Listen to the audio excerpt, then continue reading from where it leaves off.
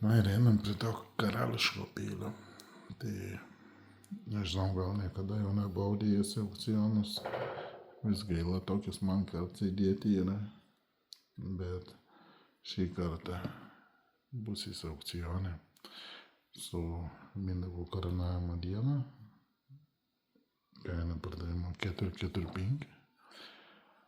Tai aukšta kaina, bet iš tikrųjų verta, nes darbo įdėta daug, rankena keista, rankenos nebebuvo.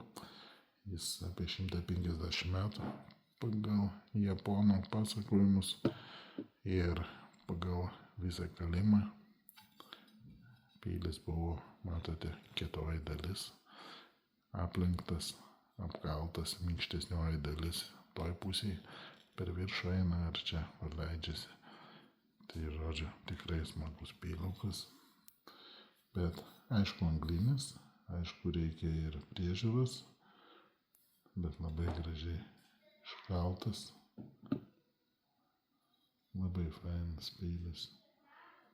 Žodžiu, ką galiu sakyti, visada, kai nenorite gadinti savo plonų peilių, tai galite pasirinkti šitą peilį ir su didelė jėga pjaustyti viską. Apie plieną. Tai Hada raštas akivaizdus. O kas turi Hada raštą?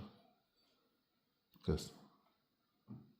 Tamagane plienas. Tai kaip šitą plieną pamini, tai tada tas 445 gaunasi labai juokinga kaina. Tai va, bičiuliai, bus pigiau, statykit, laimėkit ir sėkmės jums. Iki.